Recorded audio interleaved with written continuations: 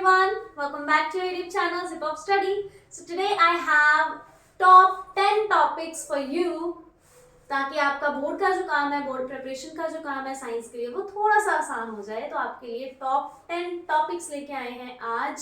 So without wasting any time let's start with the first main topic. ये जो मैंने 10 topics निकाले हैं ये मैंने ओवरऑल लास्ट ईयर्स के जितने भी बोर्ड के एग्जाम हुए हैं वहां से कंपेयर करके निकाले हैं कि कौन से ऐसे टॉपिक्स हैं जिनमें से क्वेश्चन डेफिनेटली बनता ही बनता है. So let's start. तो सबसे पहला जो टॉपिक है हमारे पास वो है लाइट चैप्टर के न्यूमेरिकल्स. अब ये चाहे आप एक टॉपिक लगा लो चाहे कुछ भी समझ लो. सो ये ऑल ओवर मिला के एक पूरा टॉपिक बनता है सारे न्यूमेरिकल्स का जो लाइट चैप्टर से बिलोंग करते हैं. रिफ्लेक्शन, रिफ्रैक्शन, रिफ्रैक्टिव इंडेक्स, तीन ही टाइप है यहाँ पे करने के लिए. सो इन तीनों टाइप्स के जो न्यूमेरिकल्स हैं सो ऑल ओवर जो लाइट चैप्टर के न्यूमेरिकल्स हैं they are most important for board exams. हर बोर्ड एग्जाम में एक या दो, कई बार शॉर्ट में तो चलो अलग ही बात है, एमसीक्यू में आ जाए, शॉर्ट में आ जाए, लेकिन मैक्सिममली 6 मार्क्स का जो पेपर है वो इसके न्यूमेरिकल से रहता है हर साल. सो ये ऑन एन एवरेज बता रही हूँ आपको मैं, बाकी आप खुद समझदार हो कि हमें कैसे करना है. उसके बाद सेकंड मेन टॉपिक जो आता है वो है इलेक्ट्रिसिटी के numerical. Electricity chapter you know very well कि बहुत ज़्यादा इंपॉर्टेंट है और उसके भी न्यूमेरिकल्स खुद में ही एक इम्पॉर्टेंस रखते हैं और यहाँ से भी ऑलमोस्ट 5 to 6 मार्क का न्यूमेरिकल तो बहुत ही आम सी बात है. कई बार तो जो लॉन्ग क्वेश्चन आता है 5 मार्क्स का उसमें भी एक तो ये डायरेक्ट इलेक्ट्रिसिटी का न्यूमेरिकल आ जाता है पार्ट्स में डिवाइड होके. लाइक 3 पार्ट्स दे दे, 2 1 मार्क के है ना, आगे भी 2 मार्क्स का या 3 मार्क का, ऐसा कुछ सॉल्यूशन के लिए दे देते हैं. सो या फिर 2 न्यूमेरिकल्स भी हो जाते हैं कई बार बोर्ड्स में. एमसीक्यू में तो आता ही आता है इसका न्यूमेरिकल. सो ओवरऑल जो इलेक्ट्रिसिटी के न्यूमेरिकल्स हैं they are very very important.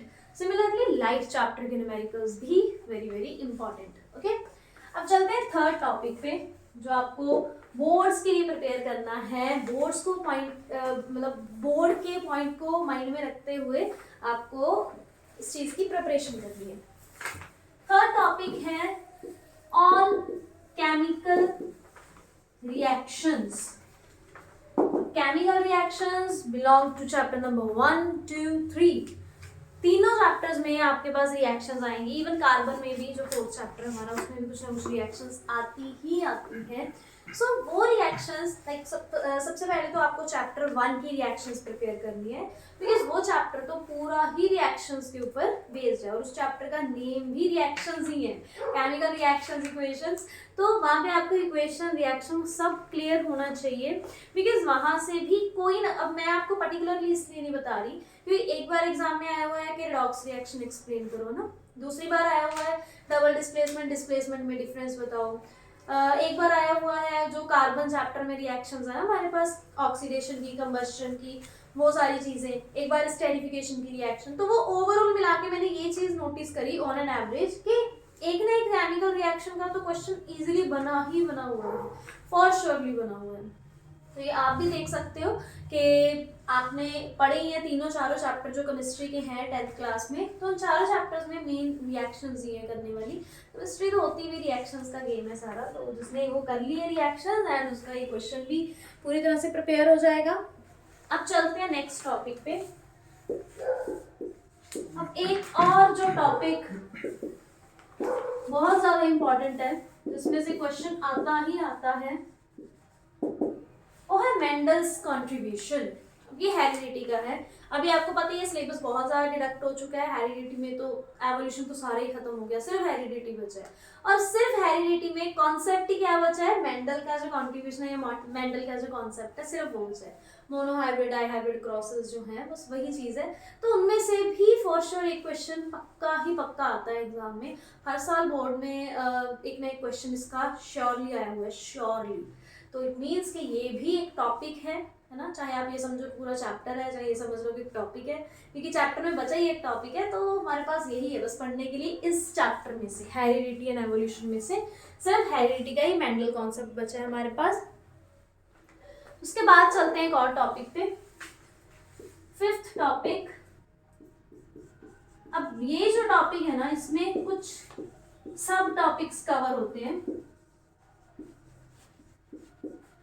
Human body concept, human body concept मतलब ह्यूमन बॉडी फंक्शनिंग,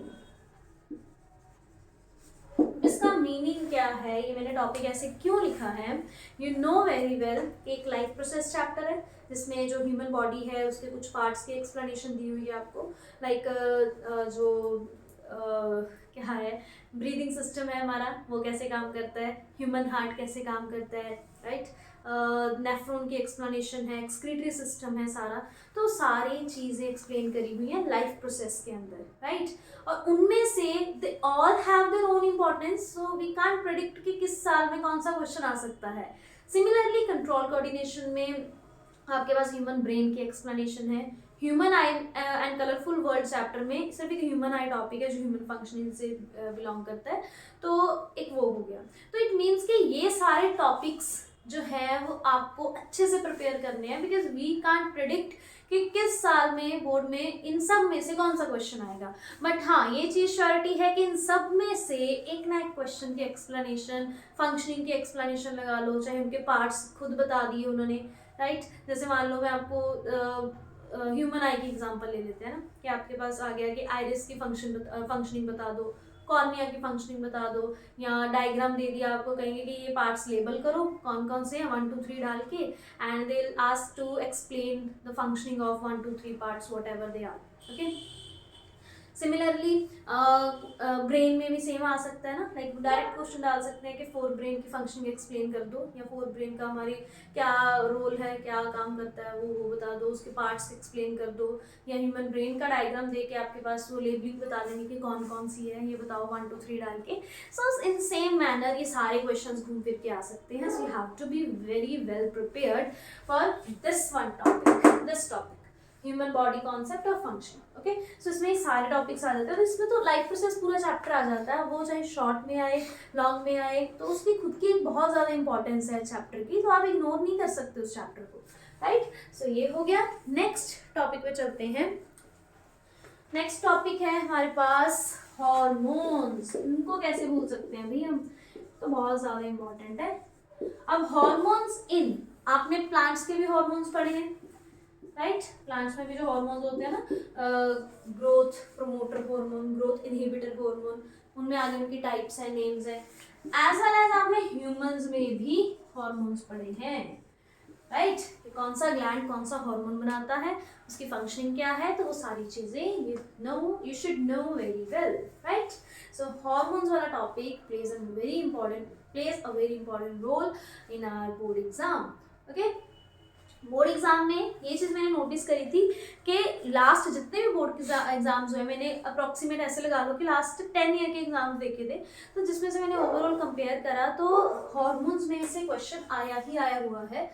ये मैंने सिर्फ वही वाले टॉपिक्स उठाए हैं जिनमें से फुली श्योरली क्वेश्चन आया हुआ है। बाकी तो देखो गॉड नोस, आप इन टॉपिक्स को पढ़ोगे, क्या पता एक क्वेश्चन लॉन्ग आ जाए, एक शॉर्ट आ जाए, है ना, क्या पता इन्हीं टॉपिक में से कुछ एमसीक्यू आ जाए, सेशन आ जाए साथ साथ में। तो आपका एक तो आप टॉपिक प्रिपेयर कर रहे हो सारा, जिसके साथ आपका एक long question short question prepare हो रहा है, साथ के साथ आपके इसके एमसीक्यूज भी प्रिपेयर हो रहे हैं। सो है ना, एक पंथ दो काज वाला काम। सो नेक्स्ट हमारा टॉपिक है यहाँ पे 7th topic, carbon compounds,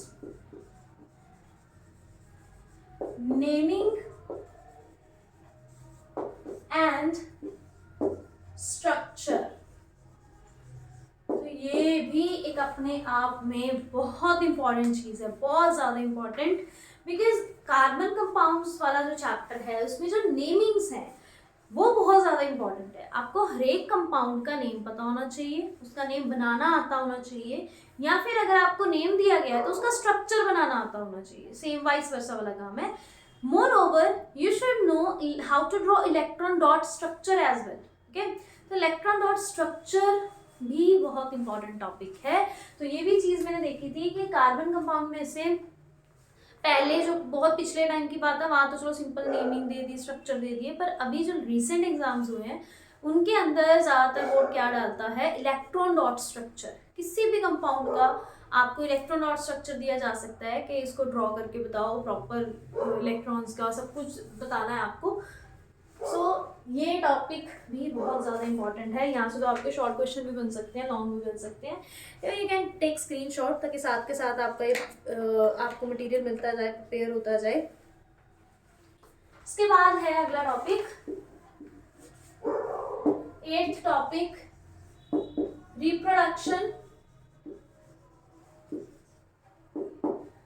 in flower and humans. तो ये हम कैसे छोड़ सकते हैं अभी, तो वैसे बहुत इंपॉर्टेंट है, बहुत बेसिक सा टॉपिक है। तो ये तो हर बच्चा प्रेफर करता है कि इसका क्वेश्चन आ जाए, will explain very well detail. तो रिप्रोडक्शन इन फ्लावर की रिप्रोडक्शन भी आपको पता होनी चाहिए, उसकी जर्मिनेशन, फर्टिलाइजेशन, पॉलिनेशन, सारा कुछ आपको अच्छे से पता हो टॉपिक में, बिकॉज ओवरऑल मिला के भी लॉन्ग क्वेश्चन बन सकता है एंड पार्ट्स में आके शॉर्ट क्वेश्चन भी आ सकता है। रिप्रोडक्शन इन ह्यूमंस, यहाँ पे भी सेम ही है, fertilisation, zygote formation, embryo, placenta explain करना, ये सब चीज़ें आपको सारी लेबलिंग पता हो, मेल फीमेल जो रिप्रोडक्टिव ऑर्गन्स हैं उनकी, एंड उनकी फंक्शनिंग पता हो। मोर ओवर हर एक लेबलिंग जो भी आप करोगे डायग्राम में, उस पार्ट की particular functioning you should know very clearly. So ये हो गया एक और टॉपिक। नेक्स्ट टॉपिक है हमारे पास वन मोर टॉपिक, जो ह्यूमन आई वाला चैप्टर है। चलो ह्यूमन आई तो ये ह्यूमन बॉडी फंक्शनिंग में कवर हो गया एक टॉपिक, क्योंकि वो चैप्टर वैसे ही बहुत डिडक्ट हो गया, तो उसमें तो कुछ खास, वैसे ही बहुत छोटा सा चैप्टर है वो। ह्यूमन आई वाला कॉन्सेप्ट हो गया, डिफेक्ट्स हैं आई के, एंड पीछे बचता है कलरफुल फिनोमिना। जो ह्यूमन आई वाले चैप्टर का दूसरा पार्ट है ना, कलरफुल फिनोमिना। तो यहाँ से भी क्वेश्चन आया हुआ है, लाइक रेड कलर का ना डेंजर सिग्नल क्यों होते हैं रेड के, स्काई ब्लू का क्यों होता है, स्कैटरिंग क्या है, डिस्पर्जन क्या है। तो कई बार कोई क्वेश्चन आ गया, कई बार रेनबो के बारे में क्वेश्चन आ गया ज़्यादातर, है ना। तो ऐसे ही क्वेश्चन वही सब घूमते रहते हैं। तो that's why I am giving you important topics, not important particular questions. तो मैंने सोचा कि वीडियो बनाते हैं इंपॉर्टेंट टॉपिक्स के ऊपर, जिससे बच्चों को हेल्प मिले। अदरवाइज क्या हो जाता है, एग्जैक्ट क्वेश्चन का क्या हो जाता है, अगर मैं आपको एक क्वेश्चन बता दूँ और आप वही क्वेश्चन पढ़ के चले जाओ, बाद में वो एग्जाम में ना हो, तो it will create little bit problem. So better option है कि टॉपिक्स को क्लियर करा जाए, कॉन्सेप्ट क्लियर करा जाए, ताकि उसमें से जितने मर्जी क्वेश्चन बन के आ जाए आपके पास, आपको सब आते हो on the spot, right. Last topic है हमारे पास मैग्नेटिक चैप्टर का। एक तो मैग्नेटिज्म के बारे में बेसिक, एंड एक सोलेनॉइड वाला टॉपिक। ये चैप्टर भी बहुत ज्यादा डिडक्ट हो गया, कुछ बचा ही नहीं है चैप्टर में। Directions and all, magnetism, solenoid बचा है एक जो लॉन्ग क्वेश्चन में आ सकता है। तो सोलेनॉइड के बारे में आपको सब पता होना चाहिए, सारे इसकी प्रॉपर्टीज पता होनी चाहिए, how solenoid behave as a magnet, वो भी पता होना चाहिए। सो बहुत ही जल्दी, ये तो चलो टॉप 10 मेन जो टॉपिक्स हैं वो मैंने आपको एक्सप्लेन करे हैं साइंस के। नेक्स्ट वीडियो बहुत जल्द मैं आपको लेके आऊंगी इंपॉर्टेंट क्वेश्चंस की, तो वो हम लेके आएंगे मैथ साइंस की सीक्वेंस, मैथ साइंस का कोलैबोरेशन करके हम लेके आएंगे आपके लिए most important questions of science and maths. So for that subscribe our channel, जो बच्चे अभी जुड़े हैं हमारे साथ। एंड अगर वीडियो अच्छी लगी हो तो कमेंट करना भूलना नहीं है, कमेंट तो बहुत ज़रूरी है भाई, तो कमेंट करना नहीं भूलना। एंड आप स्क्रीनशॉट ले लीजिए ताकि आपके पास सारे टॉपिक्स नोट डाउन हो जाए। सो we'll be back very soon with more interesting videos of science and maths. Thank you so much. Stay with our channel. जिन्होंने अभी तक सब्सक्राइब नहीं करा है भाई सब्सक्राइब कर दो, अदरवाइज अच्छी बात नहीं है। And press the bell icon ताकि आपके पास सारे नोटिफिकेशंस आ जाए। Thank you so much.